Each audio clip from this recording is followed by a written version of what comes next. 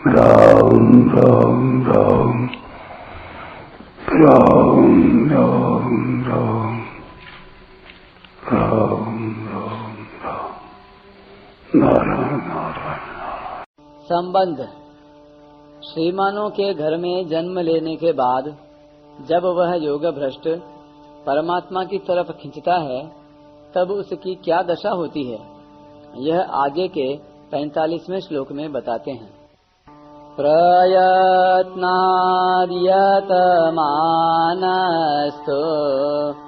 योगी संशोध किल्बिषः अनेक जन्म संसिद्धस्ततो याति परां गतिम्। परंतु जो योगी प्रयत्न पूर्वक यत्न करता है और जिसके पाप नष्ट हो गए हैं तथा जो अनेक जन्मों से सिद्ध हुआ है, वह योगी फिर परम गति को प्राप्त हो जाता है। व्याख्या। वैराग्यवान योग भ्रष्ट तो तत्वज्ञ जीवन मुक्त योगियों के कुल में जन्म लेने और वहां विशेषता से यत्न करने के कारण सुगमता से परमात्मा को प्राप्त हो जाता है। परंतु श्रीमानों के घर में जन्म लेने वाला योग भ्रष्ट परमात्मा को कैसे प्राप्त होता है, इसका वर्णन इस श्लोक में करते हैं। तो इस पद का तात्पर्य है कि योग का जिज्ञासु भी जब वेदों में कहे हुए सकाम कर्मों का अतिक्रमण कर जाता है, उनसे ऊंचा उठ जाता है, तब जो योग में लगा हुआ है और तत्परता से यत्न करता है, वह वेदों से ऊंचा उठ जाए और परम गति को प्राप्त हो जाए, इसमें तो संदेह ही क्या है। योगी जो परमात्म तत्व को, समता को चाहता है और राग द्वेष हर्ष शोक आदि द्वंद्वों में नहीं फंसता, वह योगी है। प्रयत्नाद्यतमानः, प्रयत्न पूर्वक यत्न करने का तात्पर्य है कि उसके भीतर परमात्मा की तरफ चलने की जो उत्कंठा है, लगन है, उत्साह है, तत्परता है, वह दिन प्रतिदिन बढ़ती ही रहती है। साधन में उसकी निरंतर सजगता रहती है। श्रीमानों के घर में जन्म लेने वाला योग भ्रष्ट पूर्वाभ्यास के कारण परमात्मा की तरफ खींचता है और वर्तमान में भोगों के संग से संसार की तरफ खींचता है। अगर वह प्रयत्न पूर्वक शूरवीरता से भोगों का त्याग कर दे तो फिर वह परमात्मा को प्राप्त कर लेगा। कारण कि जब योग का जिज्ञासु भी शब्द ब्रह्म का अतिक्रमण कर जाता है, तो फिर जो तत्परता से साधन में लग जाता है, उसका तो कहना ही क्या है। जैसे निषिद्ध आचरण में लगा हुआ पुरुष एक बार चोट खाने पर फिर विशेष जोर से परमात्मा में लग जाता है, ऐसे ही योग भ्रष्ट भी श्रीमानों के घर में जन्म लेने पर विशेष जोर से परमात्मा में लग जाता है। संशुद्ध किल्बिषः, उसके अंतःकरण के सब दोष सब पाप नष्ट हो गए हैं, अर्थात परमात्मा की तरफ लगन होने से उसके भीतर भोग, संग्रह, मान, बढ़ाई आदि की इच्छा सर्वथा मिट गई है।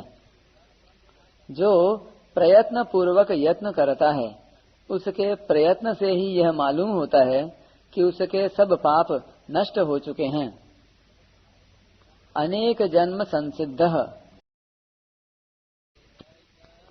पहले मनुष्य जन्म में योग के लिए यत्न करने से शुद्धि हुई, फिर अंत समय में योग से विचलित होकर स्वर्ग आदि लोकों में गया तथा वहां भोगों से अरुचि होने से शुद्धि हुई, और फिर यहाँ शुद्ध श्रीमानों के घर में जन्म लेकर परमात्मा प्राप्ति के लिए तत्परता पूर्वक यत्न करने से शुद्धि हुई।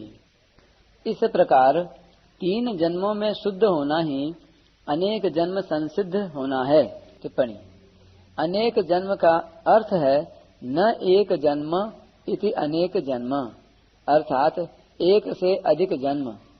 उपर्युक्त योगी के अनेक जन्म हो ही गए हैं।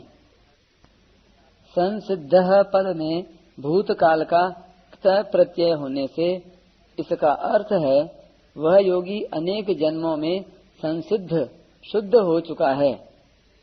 टिप्पणी। ऐसे ही वैराग्यवान योग भ्रष्ट के पहले मनुष्य जन्म में संसार से विरक्त होने से शुद्धि हुई और फिर यहाँ योगियों के कुल में जन्म लेकर परमात्मा प्राप्ति के लिए तत्परता पूर्वक यत्न करने से शुद्धि हुई। इस प्रकार 2 जन्मों में शुद्ध होना उसका अनेक जन्म संसिद्ध होना है।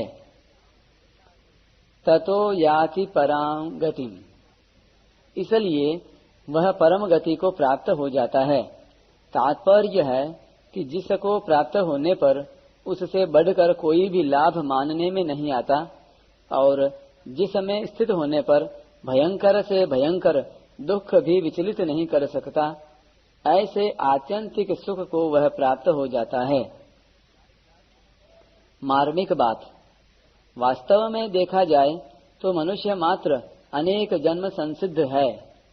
कारण कि इस मनुष्य शरीर के पहले अगर वह स्वर्ग आदि लोकों में गया है तो वहाँ शुभ कर्मों का फल भोगने से उसके स्वर्ग प्रापक पुण्य समाप्त हो गए और वह पुण्यों से शुद्ध हो गया। अगर वह नरकों में गया है तो वहाँ नारकीय यातना भोगने से उसके नरक प्रापक पाप समाप्त हो गए और वह पापों से शुद्ध हो गया।